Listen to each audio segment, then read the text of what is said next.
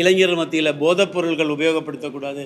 இன்றைக்கி ரொம்ப பிரச்சனைக்கு இருக்க விஷயம் வந்துட்டு போதைப்பொருள் தான். கடந்த திமுக ஆட்சி காலகட்டத்தில் கிட்டத்தட்ட 5000 கோடி ரூபாய்க்கு மேலே இருக்கக்கூடிய போதைப் பொருட்கள் கடத்தப்பட்டிருக்கிறது. இளைஞர்களுக்கு போதைப் பொருள் வந்தாச்சுன்னா இதனுடைய ஆபத்து என்னென்னா, விஸ்வ இந்து பரிஷத் சொல்கிறோம், போதை அடிக்கிறோம் அடிச்சுக்க, அவங்க யாரும் திருமணம் பண்ணாதீங்க. திருமணம் பண்ணியாச்சுன்னா பிறக்கிற குழந்தைங்களாம் ஓட்டிசம். இதெல்லாம் டாக்டர்ஸ் சொல்லிட்டு இருக்காங்க. இதெல்லாம் தெரிஞ்சும் கூட இதுக்கு எல்லாத்துக்கும் அதிக பொருளாக இருக்கக்கூடிய இந்த இடத்துல மதத்தை பார்க்க வேண்டியதில்லை. ஆனால் 80% இந்து சமுதாயம் இருக்கிறதுனால இந்து சமுதாயத்துக்கு தான் பெரிய பாதிப்பு இருக்கிறது. அதில் இந்த போதைப் பொருளை எதிர்த்து நாங்கள் பிரச்சாரம் பண்ணிகிட்டு இருக்கோம். எங்களுடைய பஜ்ரங்தள் மதமாற்றம்னு சொல்லக்கூடியது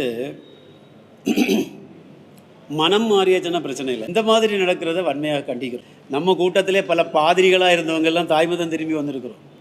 மதம் மாற்றம்னு சொல்லக்கூடியவன் படித்து மதம் மாறின பிரச்சனை. ஜோஷுவா ப்ராஜெக்ட் எடுத்து படிக்க, கூகுளில் போய் ஜோஷுவா ப்ராஜெக்ட்னு அடித்தாச்சனாலே கிடைக்கும். உலகத்தில் இருக்கக்கூடிய peoples group, linguistic organisations, urban, இதெல்லாம் சேர்ந்து நோட்டீஸ் கிடைக்கும். கன்னடத்தில் நோட்டீஸ் கிடைக்கும், தமிழில் நோட்டீஸ் கிடைக்கும். அவங்களுடைய கல்ச்சரை மாற்றுறதுக்கு இருக்கக்கூடிய அளவில் நீங்கள் அந்த மேப் எடுத்து பாருங்கள்.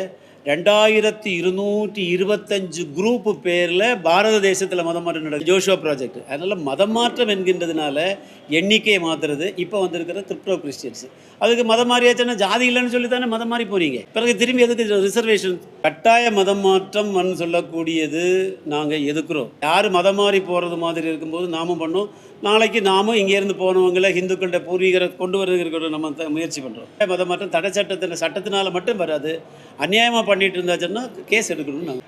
நிறைய யாத்திரை இருக்கிறது. பல யாத்திரைகளுக்கு அரசாங்கம் நிதி கொடுக்குறாங்க. நான் சொல்கிறேன், ஹிந்துக்கள் யாத்திரை போகிறதுக்கு பைசா கொடுக்கக்கூடாதுன்னு நான் சொல்கிறேன். அவங்க கையில் பைசா இருந்தால் போயிட்டு வரட்டும். இது இல்லைன்னா அதுக்கு போகணும், பணம் கொடுக்கணும், அரசாங்க பணம் கொடுக்கணும். மதத்தினுடைய வழிபாட்டுக்கு அரசாங்கம் கொடுக்கக்கூடாது. பூஜாரிக்கு சம்பளம் கொடுக்குறியா?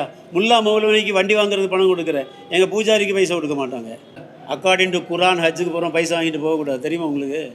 போயிடுச்சுன்னா பாவம் அவங்கள்ட்ட கேளுங்க, உங்களுக்கு தெரிஞ்ச முஸ்லீம்கிட்ட கேளுங்க. நீங்கள் காவேரி டிஸ்பியூட்டு கேட்டாச்சுன்னா எங்கிட்ட அடுத்து நேரே சிந்து நதி பாகிஸ்தானுக்கு கொடுக்குறது, அதுக்கு கேள்விக்கு வருவீங்க. அதில் இந்த காவேரி டிஸ்பியூட்டு என்றைக்கோ தீர்க்க வேண்டியது அரசியல் குழப்பாக்குறதுக்கு எல்லோரும் நடத்திட்டு இருக்காங்க. நாம் துலா மாதத்தில், ஐப்பசி மாதத்தில் துலா சங்கிரமம், காவேரியை பாதுகாக்கணும், வைகையை பாதுகாக்கணும், தாமிரபரணியை தமிழ்நாட்டில் உற்பத்தியாகி தமிழ்நாட்டில் வரக்கூடிய தாமிரபரணியை பாதுகாக்க முடியல. 35 கோடி ரூபா கொடுத்து சுத்தம் பண்ண சொல்லியாச்சுன்னா அத்தனை சாக்கடையை கடத்திட்டு தான் இருக்காங்க. அதனால் தயவு செஞ்சு நதியை பற்றி கேட்காதீங்க. கேட்டாச்சுன்னா நான் கூவத்துக்கு போக வேண்டியிருக்கு, முதல்ல விட வேண்டியிருக்கு.